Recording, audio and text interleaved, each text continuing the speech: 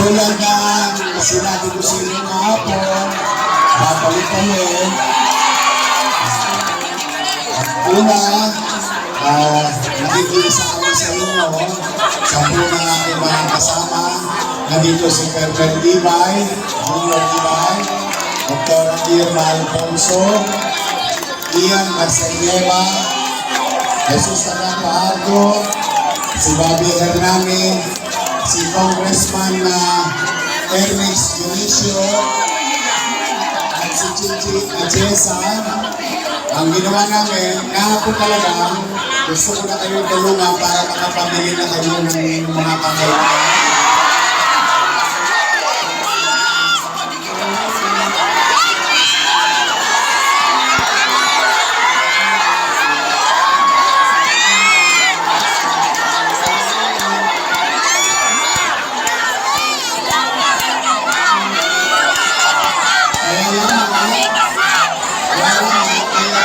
Kayo magpapilin. Kayo magpapilin. Gusto ko lahat mabigyan. Ngayon, marami mga sa inyo nakakakilala ng sistema namin. Hindi kailangan magtulakan. Kahit hanggang dulo ka ng walang hanggang magkakaroon ka. So, meron na kayo sa mabilis, simple-simple lang to. Pag-guiding, guiding,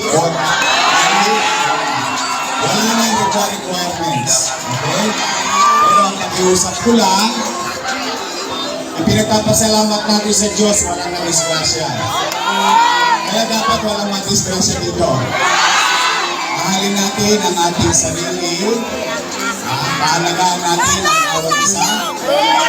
Kahit kumulan ngayon, sasamahan natin kayo ulam. Kaya ngayon, ang ginawa namin ni Chichi at Jessa, ni Congressman Ernest, ng Dr. Irma, ni Ian, ni Bobby, ni Ibay, at saka si Taga, at siyempre, huwag nyo kakalimutan, tumangga rin yung anak ko. Kilala niyo ba si Joaquin? O di ba? Silang kalabo lang.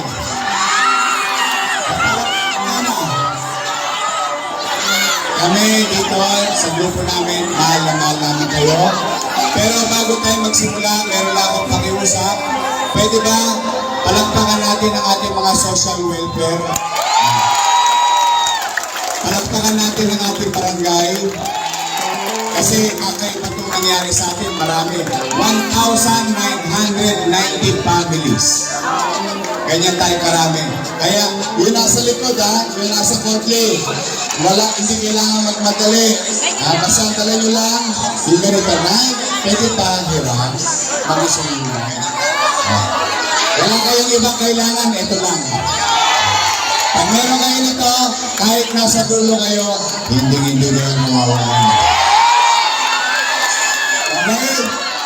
Masaya na ba kayo? Huwag kayong malulungkot. Alam ko, mahirap yan. Bagyo, sunog. Ang importante, buo ang pamilya. Ang importante, buhay. Habang buhay, may pag-asa.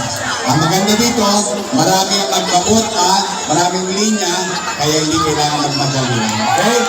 O ganito, itingnan nyo maigit, ang bawat isa sa inyo, tatanggap ng 5,000 pesos.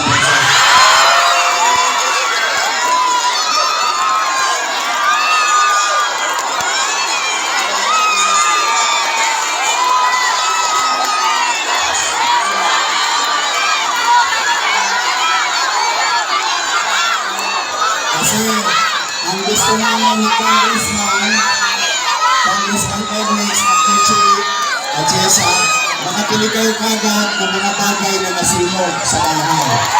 Okay? So huwag kayo magmamadali Basta nakahanda kami para dito sa unahan hanggang sa dulo. Kaya dahan-dahan, pagbigay, bigay, uwi na. Bilang panghuli, lagi kayong manalig sa Diyos. May awa ang Diyos. May awa ang Diyos. At Pasalamatan din natin ang mga nagbigay ng tulong na iba pang tao. Ha?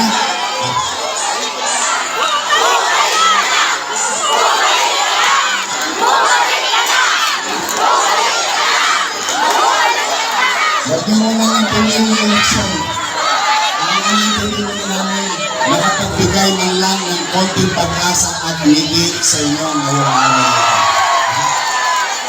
Mahal na mahal ko kayo. I love you. Mahal na yung mga lola at lola ko.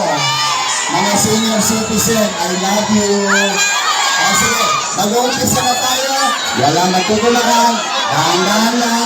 Dire-diretso lang. Katulong natin ang ating mga kusyan, si Congressman at si Chichi. Dire-diretso na ulit. Dire-diretso na. Don't worry. I love you. Manila. God bless. Thank you.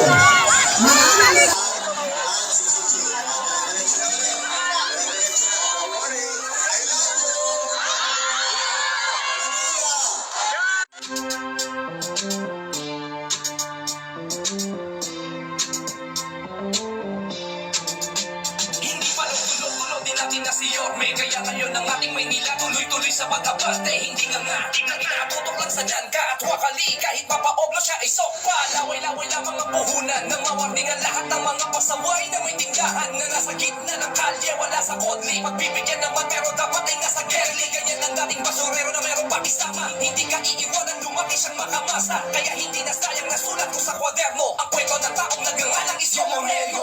Isko Moreno!